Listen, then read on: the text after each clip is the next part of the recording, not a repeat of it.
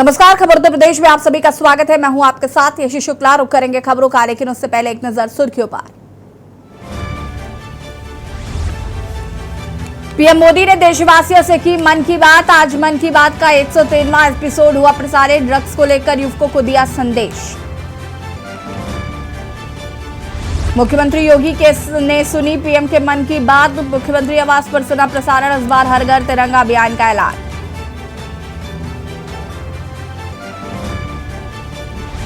मुख्यमंत्री आवास पर लगा जनता दरबार। सीएम ने फरियादियों की सुनी समस्याओं के निस्तारण के निर्देश किए जारी।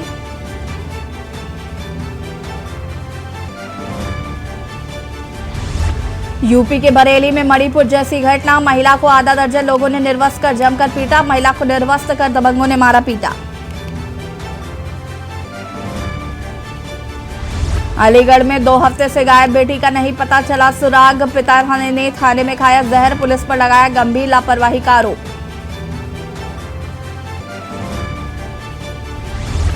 पूर्वी यूपी में अगले 48 घंटे भारी बारिश का अलर्ट। बिजली गिरने की भी चेतावनी। अब 4 अगस्त तक जारी रहेगा बरसात का दौर। आप देख रहे हैं के न्यूज, खबरों का सारथी। लखनऊ से खबर आपको बता देते हैं, जहां पर सीएम योगी ने लगाया जनता दरबार। आपको बता दें कि मुख्यमंत्री आवास पर सीएम ने लगाया जनता दरबार। लोगों की सुनी समस्याओं के जल्द निस्तारण के दिए आदेश।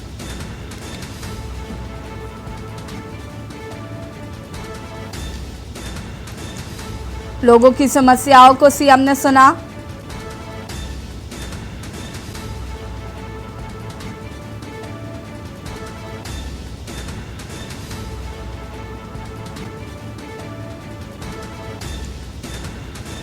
सीएम ने लगाया जनता दरबार। सुनी जनता की फरियाद। अधिकारियों को दिए निर्देश। जल्द से जल्द समस्याओं का हो निस्तारण।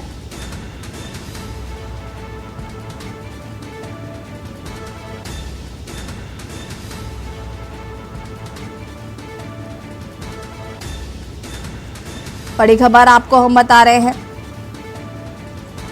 मुख्यमंत्री योगी आदित्यनाथ ने लगाया जनता दरबार। सुनी जन समस्याएं।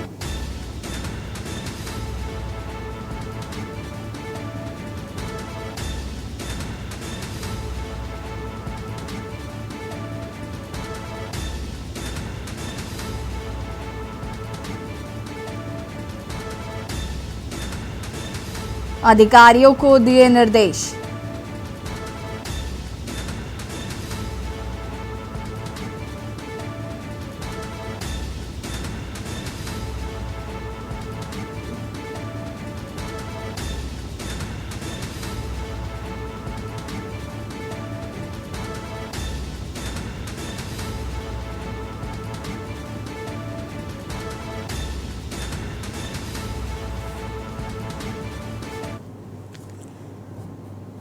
लखनऊ से खबर आपको बता देते हैं, जहां पर बसपा सुप्रीमो मायावती ने ट्वीट किया है। आपको बता दें कि स्वामी प्रसाद मौर्य का ताजा बयान को लेकर किया ट्वीट।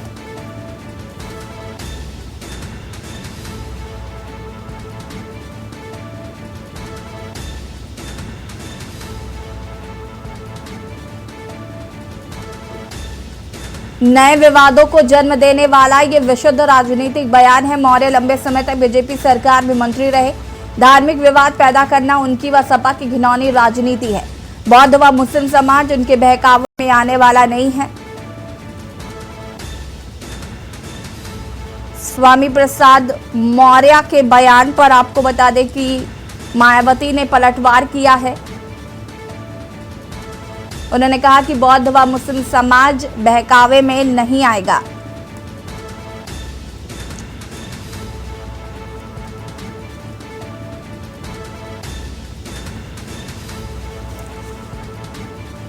स्वामी प्रसाद मौर्य के ताजा बयान को लेकर किया ट्वीट।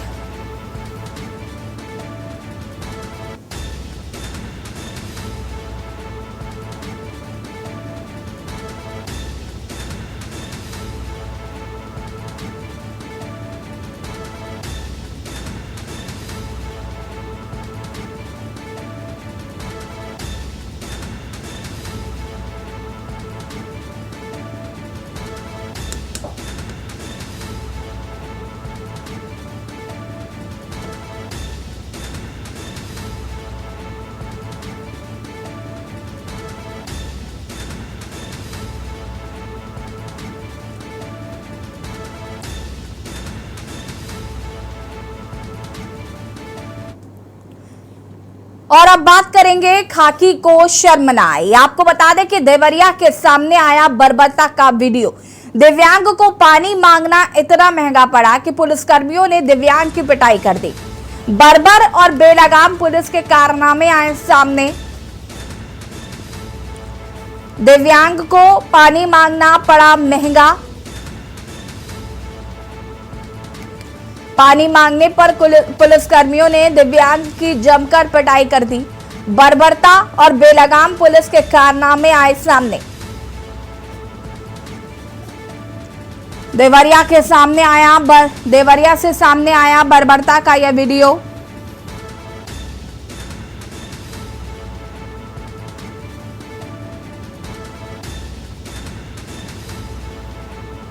और इसी खबर पर ज्यादा जानकारी के लिए संवाददाता रामाश्रय त्रिपाठी हमारे साथ जुड़ चुके हैं। रामाश्रय जी, क्या कुछ जानकारी इस पूरे मामले को लेकर? मामला विभूतिपुर थाना क्षेत्र का है, जहां पे ये योगी की पुलिस में किस तरह से बर्बरता से इस दिव्यांग व्यक्ति को जो है पीट रही है। इसको देखने से यह लगता है कि योगी की पुलिस जो है पूरी तरह से निष्फल है समाज को आईना दिखाने के लिए। जिसे मानते हैं कि जो है पुलिस भय खाती है अन्य लोगों से। इस तरह से आप देख सकते हैं कि जिस तरह से योगी की पुलिस जो है वो दिव्यांग व्यक्ति को पीट रही है। जी बिल्कुल, इस पर क्या पुलिस का कोई प्रतिक्रिया आई है, कोई रिएक्शन आया है? जी आपको बता दें ये पूरे प्रकरण पे देवरिया के जो एसपी कप्तान साहब जो है शंकर शर्मा, जो इन्होंने जो है ये पूरा एक्शन लिया है। एक्शन लेने के बाद जो है ये दो व्यक्ति जो चिन्हित किए गए हैं, जो पीआरडी के हैं, ये दोनों पुलिस वाले जो पीआरडी के बताए जा रहे हैं, इन दोनों को चिन्हित करके जो है ये उनसे हटा दिया गया है और संबद्धता जो है इनसे समाप्त कर दी गई है।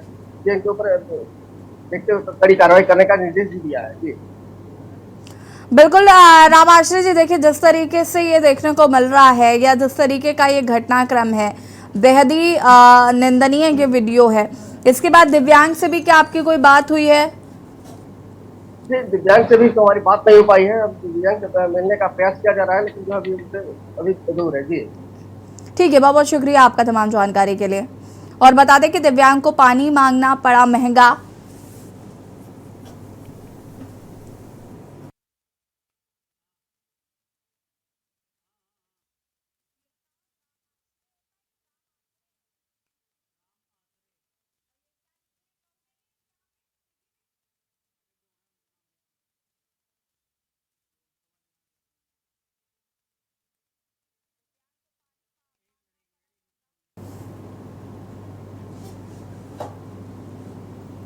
पानी मांगने पर पुलिसकर्मियों ने की दिव्यांग की पिटाई।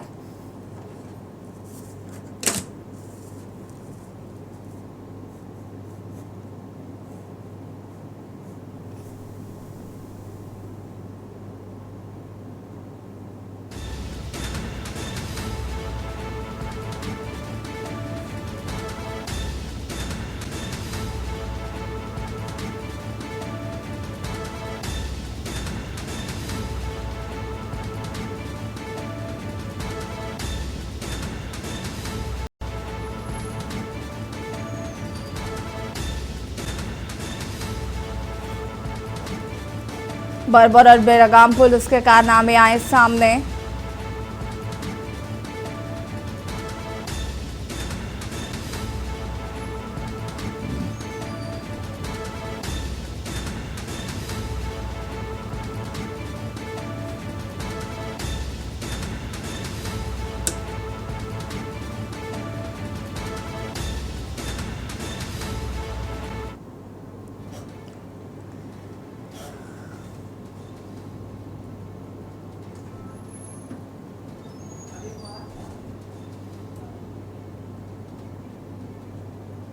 और अब बात करेंगे हदे पार असमत तार तार।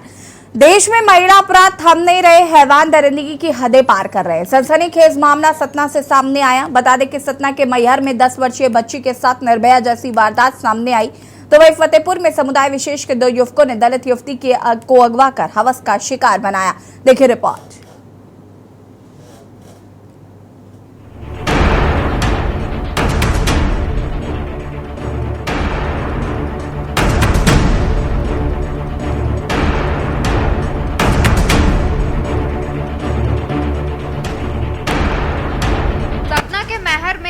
वर्षीय मासूम के साथ दिल्ली के चर्चित निर्भया कांड की तरह दरिंदगी करने का मामला सामने आया है, जिस पर आरोपियों के घर पर बुलडोजर चलाकर उन्हें ध्वस्त कर दिया गया। पुलिस और प्रशासनिक अधिकारियों की टीम दोनों आरोपियों के घर पहुंची और मकान तोड़ने की कार्रवाई की। बता दें कि मुख्यमंत्री शिवराज सिंह चौहान ने घटना सामने आने पर शुक्रवार को कहा था कि कड़ी से कड़ी कार्रवाई की जाएगी। आपको बता दें कि शुक्रवार को यह मामला सामने आया था। पुलिस ने रविंद्र कुमार रवि और अतुल बडोलिया के तौर पर आरोपियों की पहचान कर उन्हें गिरफ्तार कर लिया था। दोनों बालिका को पहाड़ी पर ले गए और उसके साथ सामूहिक दुष्कर्म की घटना को अंजाम दिया। उसके बाद उसके प्राइवेट पार्ट में लकड़ी डाल दी, उसे वहीं छोड़कर दोनों फरार हो गए थे। लड़की जख्मी हालत में घर पहुंची, जहां से परिजन उसे पहले मेहर अस्पताल ले गए, उसके बाद उसे रीवा के अस्पताल में रेफर किया गया। दोनों आरोपी मेहर के शारदा माता मंदिर की प्रबंध समिति के कर्मचारी हैं, जिन्हें मामला सामने आने के बाद नौकरी से निकाल दिया गया है। प्रशासनिक अफसरों की टीम जब अतुल बडोलिया के घर तोड़ने पहुंची तो वहां महिलाओं ने विरोध किया। उन्होंने कहा कि वारदात के वक्त वह ड्यूटी पर था, उसे फंसाया जा रहा है। मामले की पूरी जांच के बाद ही कार्रवाई की जाए। हालांकि प्रशासनिक अफसरों ने उनकी जरा भी नहीं सुनी और बुलडोजर चला दिया। पीड़िता के बयान पर ही रविंद्र और अतुल की शिनाख्त हुई थी। दोनों को कोर्ट ने 10 अगस्त तक जेल भेज दिया है। फतेहपुर में समुदाय विशेष के 2 युवकों ने गांव की एक दलित युवती को अगवा कर गैंगरेप किया। युवती के विरोध करने पर उसे जान से मारने की धमकी दी। युवती के बेहोश होने पर आरोपी युवक उसे जंगल में छोड़कर भाग गए। होश में आने के बाद घर पहुंची युवती ने परिजनों को आपबीती बताई, जिसके बाद परिजन उसे लेकर थाने पहुंचे और आरोपियों के खिलाफ शिकायत दर्ज कराई। पुलिस ने तत्काल रिपोर्ट दर्ज कर युवती को मेडिकल के लिए भेज दिया। थाना सुल्तानपुर घोष में आज एक पीड़िता द्वारा सूचना दी गई कि उसके एक पूर्व परिचित द्वारा बीती रात में उसे उसके घर से तमंचे के बल पर तेलिया पर जंगल में ले जा करके उसके साथ गलत काम किया गया। पीड़िता की इस सूचना पर थाना सुल्तानपुर घोष पर बलात्कार का अभियोग पंजीकृत करके विवेचना क्षेत्राधिकारी खाका द्वारा की जा रही है। पीड़िता का बयान अंकित करने के पश्चात उसे चिकित्सीय परीक्षण भेज दिया गया है। घटना में नामजद अभियुक्त को गिरफ्तार कर लिया गया है। आवश्यक विधिक कार्रवाई की जा रही है। मामला सुल्तानपुर घोष थाना क्षेत्र के एक गांव का है। फिलहाल पुलिस मामले की छानबीन कर रही है। स्पेशल डेस्क के न्यूज इंडिया।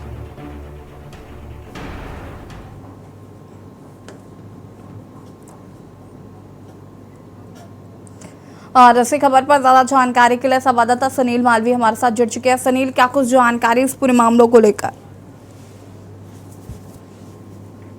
जी बिल्कुल, देखिए निश्चित तौर से एक बड़ा ही दर्दनाक हादसा हुआ है मध्य प्रदेश के रीवा जिले के मैयर में। बताई गई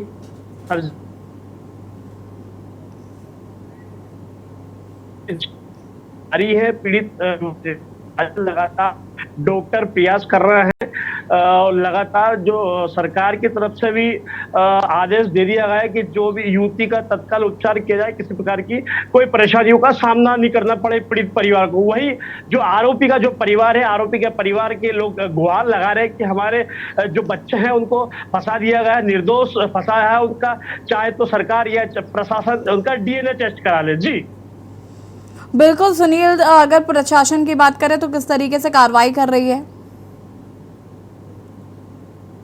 जी बिल्कुल, ये प्रशासन निश्चित तौर से लगातार कार्रवाई कर रही है। जिस जो बच्ची है, पीड़ित बच्ची ने जो बयान दी है, उस बयान के आधार पर जो उन्होंने नाम बताए हैं, उन आरोपियों को तत्काल प्रभाव से गिरफ्तारी कर ली गई, मकान को जमींदोज कर लिया गया। अब आगे की बात जो छानबीन पुलिस और जांच कर रही है कि क्या क्या इस मामले में तथ्य निकलकर सामने आते हैं, वहाँ देखने वाला विषय होगा, क्योंकि अभी ये जांच का विषय है। जी बिल्कुल सुनील, अगर हम बात करें तो क्या मेडिकल कराएगी पुलिस? बिल्कुल, देखिए बिल्कुल निश्चित तौर से स्वाभाविक है, जब भी कोई घटना होती है तो उसके बाद मेडिकल ही होता है। मेडिकल के उपरांत चाहे आरोपी हो चाहे फरियादी हो, दोनों का ही मेडिकल करती है पुलिस। आरोपियों का भी मेडिकल करवाने के बाद उनको आरोपी को मेडिकल करवाने के बाद सीधे जो कार्रवाई होगी जेल की, तो वो या तो आज संडे है, संडे या होने के कारण हो सकता है आज उन कोर्ट बंद है, कोर्ट के चक्कर में हो सकता है उनको नहीं पता है। तो कहीं ना कहीं ये सारे जो मामले हैं और इसके बाद आरोपियों को सीधे कार्रवाई की जाएगी। जी बहुत बहुत शुक्रिया आपका सुनील, तमाम जानकारी देने के लिए। और बता दें आपको कि ये जो घटना सामने आई इस पर पुलिस लगातार कार्रवाई कर रही है। जो आरोपी थे उनके घर पर बुलडोजर चलाया गया है।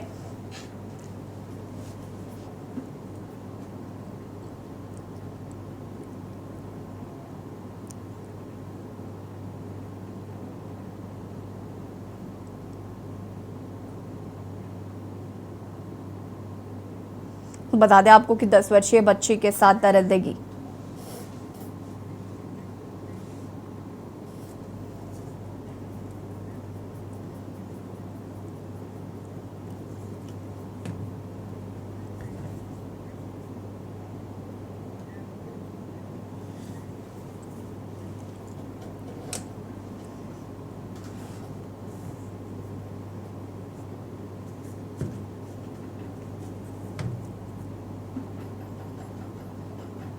सत्ता में निर्भया जैसी वारदात और जिस तरीके से प्रशासन यहाँ पर कार्रवाई कर रहा है, आपको बता दें कि बुलडोजर चलाकर घर को तोड़ा गया और आगे की विधिक कार्रवाई की जा रही है।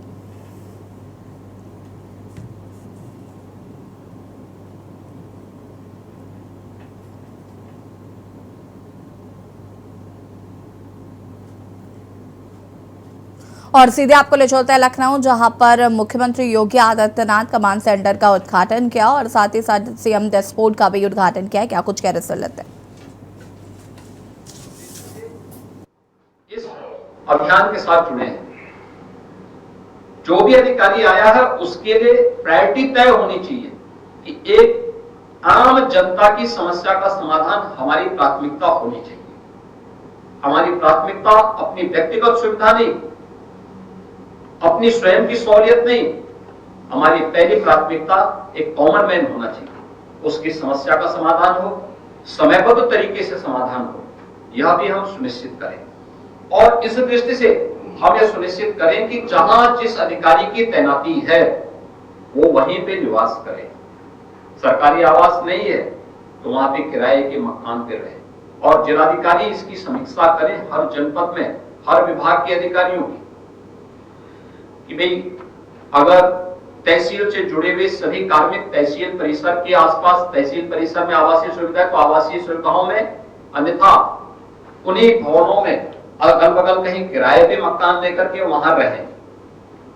थाने से जुड़े हुए लोगों की समीक्षा पुलिस अधीक्षक करें।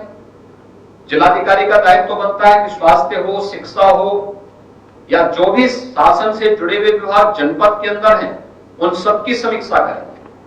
मंडलायुक्त का दायित्व बनता है कि कमिश्नरी स्तर पर जितने भी विभाग शासन से जुड़े हुए हैं इनकी समीक्षा करें और ये देखें कि वे अपने जो कार्य क्षेत्र है वहीं पे वे रह रहे हैं कि नहीं रह रहे हैं। ऐसा तो नहीं कि तैनाती उनकी प्रयागराज में है और रह रहे हैं वो लखनऊ में। इस प्रकार की व्यवस्था नहीं चल सकती और ऐसे में हम गति नहीं दे सकते।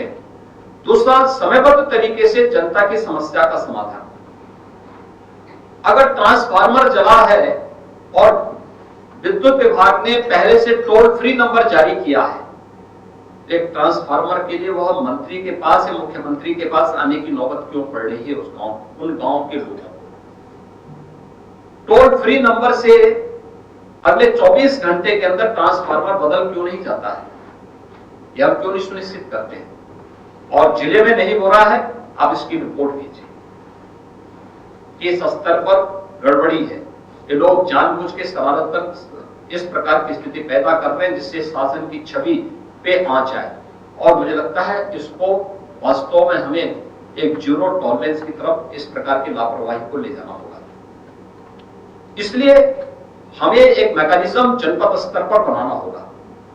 देखिए, सीएम कमांड सेंटर बनाने के पीछे और डैशबोर्ड बनाने के पीछे डाटा कैप्चर करने के साथ साथ यूपी की इकोनॉमी को अग्रसर करने के लिए जो प्रयास प्रारंभ हुए हैं इसमें तेजी लाना तो है ही, लेकिन साथ साथ आम जनमानस की संतुष्टि को भी हम इसके साथ जोड़ना चाहते हैं और उसकी समस्या का समयबद्ध समाधान हो, इसके लिए भी हम इस टेक्नोलॉजी का उपयोग करना चाहते हैं।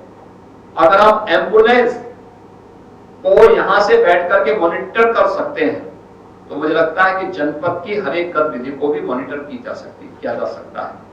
टेक्नोलॉजी उतनी फास्ट हो चुकी है और इसलिए मैं चाहूंगा कि जनपद स्तर पर इन कार्यक्रमों को आगे बढ़ाने का कार्य जरूर होना चाहिए। दूसरा, जितने भी यहाँ पे प्रशासनिक और पुलिस के अधिकारी हमारे मौजूद हैं, आप देख रहे होंगे जिन लोगों को शांति और सौहार्द अच्छा नहीं लगता, वे लोग छोटे छोटे मुद्दों को इश्यू बना करके माहौल खराब करने का प्रयास करते हैं। और खासतौर पर सबसे संवेदनशील मुद्दा हमारे सामने वर्तमान में है, वह है महिला सुरक्षा का। महिला सुरक्षा वास्तव में इस संवेदनशील विषय को लेकर के हमें बहुत प्रभावी ढंग से कार्रवाई करनी होगी। लेकिन मैं बार बार इस बात को कहता हूं, मुझे अक्सर इस बात को लगता है, मैं बहुत बार कहता हूं कि हमारी कमजोरी वही होती है जिसको हम नजरअंदाज करने की भूल करते हैं। वही हमारी कमजोरी होती है जिसको हम हल्केपन से लेते हैं, अरे ये सब हो जाएगा। ये जो काम चलाओ की प्रवृत्ति है, यही हमारी कमजोरी बन जाती है। और मैं अक्सर देखता हूं कि अक्सर यही होता है। आपने देखा होगा रामनवमी के अवसर पर जब देश के अंदर अलग अलग राज्यों में दंगे हो रहे थे, उत्तर प्रदेश में शांति थी। मुहर्रम के समय भी जिस प्रकार की स्थिति थी, मैंने पहले ही दिन मुहर्रम के पहले जब वीडियो कॉन्फ्रेंसिंग के साथ में जुड़ा था, तब भी मैंने कहा था कि देखिए, हम इस बात को सुनिश्चित करें कि जन सुरक्षा के साथ खिलवाड़ करके कोई भी आयोजन नहीं हो सकते। दूसरा, कानून के दायरे में रह करके ही आयोजन होने चाहिए। हम लोग कोई भी आयोजन करते हैं, कानून को धक्के साथ, कानून को बंधक बना करके किसी को आयोजन करने की अनुमति नहीं देते। कानून का सम्मान करते हुए, कानून के दायरे में रह करके, और बार बार कहने के बावजूद जिन जनपदों ने ध्यान नहीं दिया, वहां पे ताजिया, जहां पे कहा गया था कि भाई आप एक सुनिश्चित करें कि 8 फुट 10 फुट से ज्यादा बड़े न हो। दूसरा, हर वर्ष ऐसे तो नहीं हो सकता है कि ताजिया की साइज बढ़ती रहे और फिर उसमें नए नए मकान गिरते रहे। हमने पहले से तय कर लो जी, कोई पेड़ की टहनी नहीं कटनी है, कोई मकान नहीं उजड़ना है, कोई हाई टेंशन तार भी नहीं हटेगा, वरना बिजली ही बंद होगी। लेकिन उस सब के बावजूद ताजिया की साइज को कंट्रोल करने में कुछ जगह चूक हुई और परिणाम सामने है।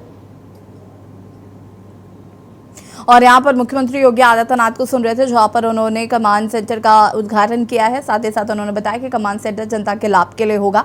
और अब हम चर्चा करेंगे बजरंग नाम दबंगाई का। बजरंग दल के कार्यकर्ताओं द्वारा कानपुर देहात के अकबरपुर में एक चर्च में तोड़फोड़ को लेकर समाजवादी पार्टी ने ट्वीट किया है। ट्वीट में कहा गया है कि बजरंग दल भाजपा वीएचपी के गुंडों ने कानपुर देहात के अकबरपुर में एक चर्च में तोड़फोड़ की। मोदी जी अमेरिका जाकर भाषण में कहते हैं कि भारत एक लोकतांत्रिक देश है जहां सभी धर्मों की आस्थाओं का सम्मान होता है। क्या ये यही सभी धर्मों की आस्थाओं का सम्मान और सबका साथ सबका विश्वास है? नफरत की जिस राजनीति को भाजपा ने बोया है, वह भारत की लोकतांत्रिक मान्यता को ध्वस्त कर रही है और भारत की सर्वधर्म समभाव और वसुदैव कुटुंबकम की वैश्विक छवि को धूमिल कर रहा है।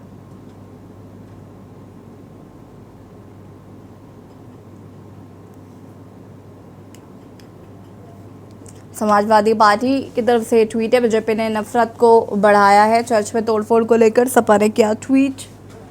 इस खबर पर ज्यादा जानकारी के लिए संवाददाता अमित पांडे हमारे साथ जुड़ चुके हैं। अमित, क्या कुछ जानकारी इस पूरे मामले को लेकर, और सपा की तरफ से भी ट्वीट आया है। हालांकि कहा जा रहा था कि अकबरपुर की ये जो चर्च है, यहाँ पर धर्म परिवर्तन का खेल चल रहा था। अनम्यूट कीजिएगा जी। आवाज आ रही है जी। ये मामला लगभग एक डेढ़ महीने पुराना है और इस पूरे मामले पर जिस तरह से लगातार ये बिल्डिंग तैयार की गई थी, बजरंग दल के कार्यकर्ताओं ने और आरएसएस के कार्यकर्ताओं ने इस पर पूरा हंगामा किया था, हंगामा खड़ा किया था, जिसके बाद यहाँ के जो आला अधिकारी थे वो एक्शन मोड में आए और उन्होंने इस पर पूरी जांच की। केडीए के जो अधिकारी थे उन्होंने भी मौके पर जाकर जांच की और जिसके बाद ये जो बिल्डिंग बनाई गई थी ये गलत पाई गई और इसको बुलडोजर से ध्वस्त भी किया गया। जी बिल्कुल, लेकिन इसको लेकर आज समाजवादी पार्टी ने ट्वीट किया। उन्होंने कहा कि यहाँ पर बजरंग दल के जो नेता हैं या वीएचपी के जो नेता हैं वो यहाँ पर आकर दबंगाई कर रहे थे। देखिए, अगर इस पर पूरी बात की जाए तो लोकसभा का चुनाव भी करीब है, तो कहीं ना कहीं इस जो पुराना मामला है, पुराने मामले को उठाकर कोई भी पार्टी अपना एक नया रंग बदलने का प्रयास कर सकती है। दूसरी तरफ अगर देखा जाए तो बजरंग दल के जो कार्यकर्ताओं ने हंगामा किया था, वो हंगामा इसी बात को लेकर था कि चर्च में जो ईसाई धर्म के लोग हैं वो अपना ये तैयार किए थे और बाहर से यहाँ आए थे कुछ यहाँ लोकल के लोग। जैसे अगर मान लिया जाए कि यहाँ लोकल के जो कानपुर देहात के जो लोग हैं उनका किसी तरह का कोई इसमें सहयोग नहीं कंफर्म हो पाया था, जिसके बाद बजरंग दल के जो कार्यकर्ता हैं उन्होंने हंगामा किया और प्रशासन एक्शन मोड में आया। तुरंत प्रशासन ने इस पूरे मामले पर जिलाधिकारी ने भी कमर कसी और तुरंत पूरे मामले को संज्ञान में लिया और इसके बाद इस पर पूरी कार्रवाई की गई। जी ठीक है, बहुत शुक्रिया आपका तमाम जानकारी देने के लिए। और बता दें, चर्च पे तोड़फोड़ को लेकर सरकार को समाजवादी पार्टी ने घेरा है, कहने की कोशिश की है और ये ट्वीट किया गया है।